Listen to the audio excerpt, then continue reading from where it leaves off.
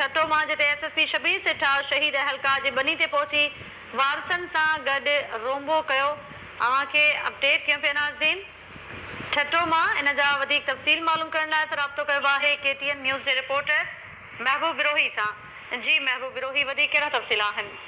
जी, ठटे में IG Sindh AIG Hyderabad के हुकुम ते ठटे ज़िले की पुलिस पारां ठटे में जेके 5 शहीद अहलकार आहिनि उन्हनि खे भेटा ॾियण लाइ मकड़ी जे पुलिस लाइन में हिकु शोधा तकरीब मुनक़द कई वई, जंहिंमें शहीदनि जे वारसनि सां एसएसपी ठटो ऐं पुलिस ऑफिसरनि मुलाक़ातूं कयूं ऐं उन्हनि सां गॾु मानी बि खाधी ऐं उन्हनि जे तकरीब ख़िताब कंदे एसएसपी ठटो चयो त शहीद जेके पुलिस अहलकार आहिनि उन्हनि सां गॾु उहे गॾोगॾु आहिनि ऐं उन्हनि जे वारसनि खे जेको हर क़िस्म जी जेका तकलीफ़ आहे उन ॾुख में उहे गॾु आहिनि ऐं उन्हनि ते के फ़ख्रु आहे जो शहीद अहलकारनि जेका कुर्बानियूं ॾिनियूं।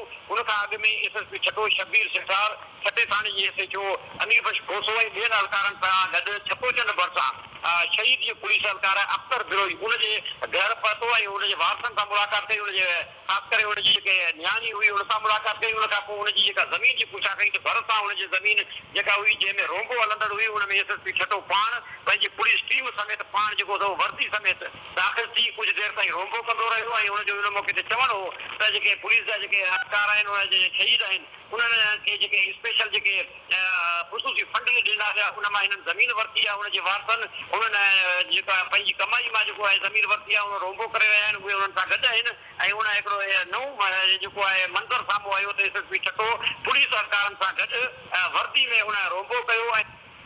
वॾी महिरबानी अव्हांजी महबूब विरोही तफ़सील ॾियण लाइ। महबूब विरोही तफ़सील ॾेई रहियो हो ठटो मां। नाज़रीन, अव्हांखे अपडेट कयोसीं एसएसपी ठटो शबीर सेठा पुलिस जे शहीद थियल अहलकार जे वारसनि वटि पहुची संदन बनीअ में सारिन जो रोंबो शुरू करे ॾिनो।